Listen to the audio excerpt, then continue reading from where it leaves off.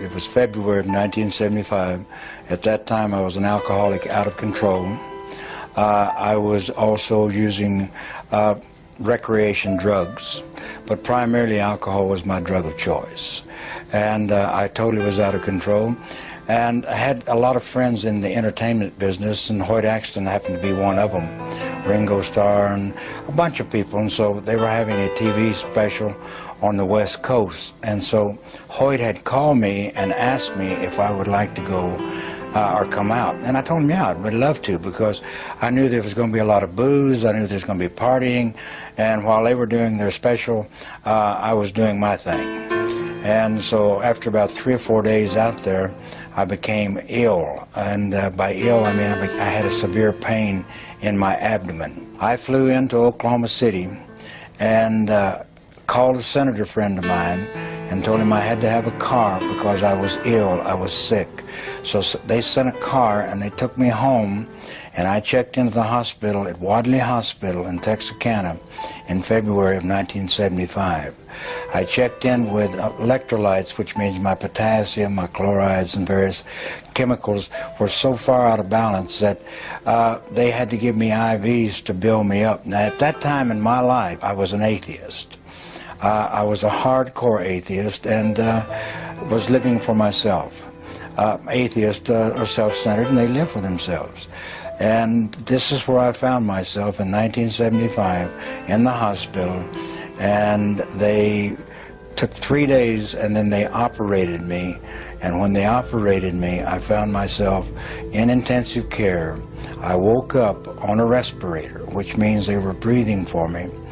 I couldn't speak, but I had been laying there in a coma, and I had heard these people talk about how sick I was and how I was going to die and how I wouldn't get out of the hospital. And at that time my hair was very, very long, because I just wore my hair long. And I heard one guy say, his hair is long, and another guy said, not nearly as long as it's going to be before he gets out of here. And a third voice said, he's not going to get out of here, he's going to die. And after 3 days I could breathe on my own. And I remember my doctor, my surgeon, a guy by the name of Donald Duncan, he told me, he says, Don, if you have anything to get right, if you have anything to get signed, you get it done, because we're not sure. We're not sure how long you have. So I knew, see, I had a condition that was called acute hemorrhagic necrotic pancreatitis. You don't live with this disease. Now, you can live with pancreatitis, you can even live with acute pancreatitis, but you do not live with acute hemorrhagic necrotic pancreatitis. Duncan had told my 2 sons that I would be dead before morning. They didn't expect me to survive. And, I'm laying there. Now, I'm a professed atheist, and when I say a professed atheist, I didn't believe in God. I believed in the power of the universe because I'd seen it. I'd seen life and death. As a physician, I dealt with life and death. I believed in something, but don't talk to me about God, and surely don't talk to me about a resurrection or a virgin birth or this type of thing, because I am in research science. PhDs in research science, the majority of them do not believe in God. They do not believe in a supreme being. They believe, they're beginning now to believe that there is order in the universe, because as we get farther and farther along, we see the order. But I was an atheist. Now see, it's very easy to be an atheist when you're successful. You have worked your way from Oklahoma welfare to being one of the most powerful men in your part of the country, one of the most powerful men in the state of Oklahoma in relationship to political. It's very easy to be an atheist when you have done all of that. Man can sit back and say, I don't need God. What is God? But it's very difficult to be an atheist when you're laying on your deathbed, because you begin to think, what if these people are right? See, there'd been one man by the name of Ron Short that has stood between me and the gates of hell. One man that had witnessed to me about the love of Jesus for 5 years before I became ill. One man. And, I would debate him. And I liked him because he did what he said he was going to do. I mean, he was the only one that I saw that professed to be Christian, that lived what he said he was going to do. And so I really respected him. I didn't believe what he said, but I respected him. But when I'm laying on my deathbed and knowing that I'm going to die, guess who I thought about? I thought about, what if Ron is right? What if there is a heaven and a hell? And so the most immediately, the most pressing thought in my mind is, how do I get saved? What is saved? What is saved? How do I get saved? And so I sent them for Ron Short. I wanted him to come down because I wanted him to do what he had to do. I had no idea. How can a man hanging on a tree in Israel 2,000 years ago, what is that to me? But I knew that he had something that I had to have. And that night, see, I had him go for Ron, but Ron wasn't home. Ron was in Alabama. And so I had him go and send for Ron. And that night was the longest night that I've ever had in my entire life, before or since. And that night is, as I would be laying there in bed, as I'm laying there in bed, I would begin to fade away. I would begin to fade away, and as I would fade away, I would begin to go down. Now, it was like darkness. It was so dark. It was like the very darkness just penetrated into your very, very being. And as I left, and I can tell you I left my body because I remember when I came back into my body. You know, I don't know where I was out of my body. Now, there are people that talk about a light.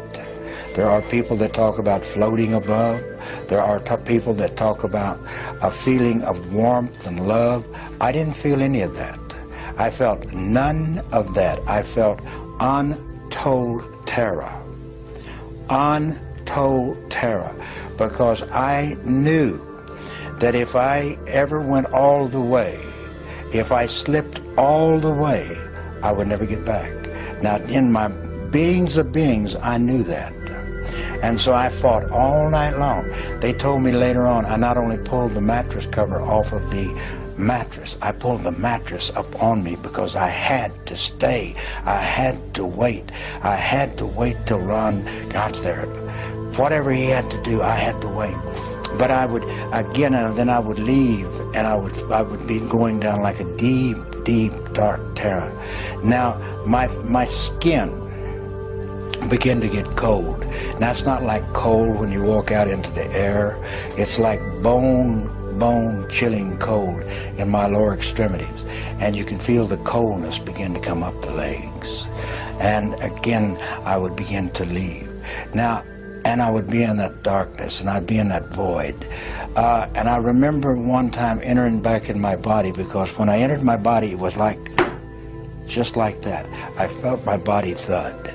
My physical body thud when I entered back in.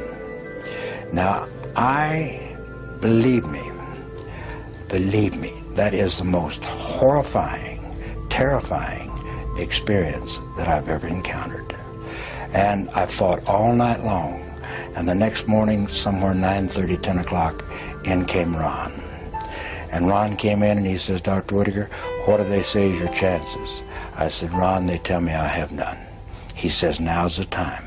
And I said, you're right. I mean, I'd cursed him, I'd spit at him, but now was the time, because I had to have whatever he had, because I had a short period of time on earth, and I didn't have any idea when I might make that trip and go all the way. At that time, Ron led me simply in the sinner's prayer. Now, I had no idea what the sinner's prayer was, but I trusted Ron. But he led me in the sinner's prayer and told me that Jesus had died for my sins. He had died for the sins of the world. I didn't quite understand that. But I knew, you know, he showed me in the Word of God where it said that. Now you have to understand, I'm a man of books. I've spent a big part of my life, 25, 26 years of my life, in books, in, you know, all types of scientific books. Chemistry, like I said, degree in chemistry, advanced degrees, all the way out to the medicine doctor to practice medicine, all of these degrees. So he told me, and I believed him because it's in this book, and it was a new book unto me, and it was called the Bible. And so I let Ron lead me in the sinner's prayer, and I said the sinner's prayer after him. And I can tell you one thing. There was a peace that came over me like I had never known. I'd searched for that peace. I'd searched for it in the bottles, alcohol. I'd searched for it in needles. I'd searched for it in drugs. I'd searched for it with women. I'd searched for it all types of places.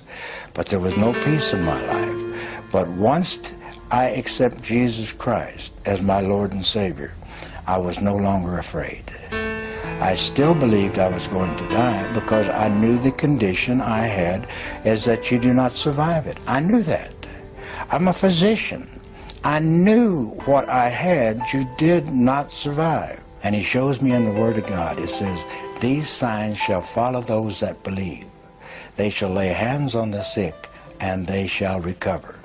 I walk around on planet Earth this day, taking no insulin, taking no enzymes, eating whatsoever that I might, and God produces in my body every day the correct material for me to function without having to take medication. You know, when you see blind eyes open, you see the cripples walk, you see the leopards cleansed, and you see them with your own eyes.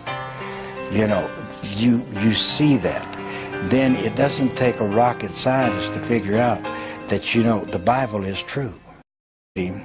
And called a senator friend of mine and told him I had to have a car because I was ill, I was sick.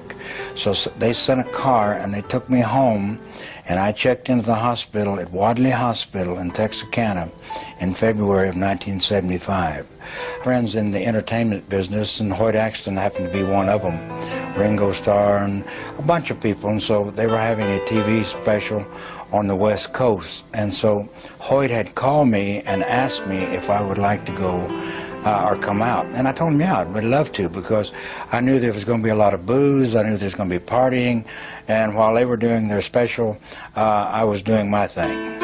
And so after about 3 or 4 days out there, I became ill, and by ill I mean I had a severe pain in my abdomen. I flew into Oklahoma City. I checked in with electrolytes, which means my potassium, my chlorides, and various chemicals were so far out of balance that they had to give me IVs to build me up. Now, at that time in my life, I was an atheist. I was a hardcore atheist. It was February of 1975. At that time, I was an alcoholic out of control. I was also using recreation drugs, but primarily alcohol was my drug of choice. And I totally was out of control, and I had a lot of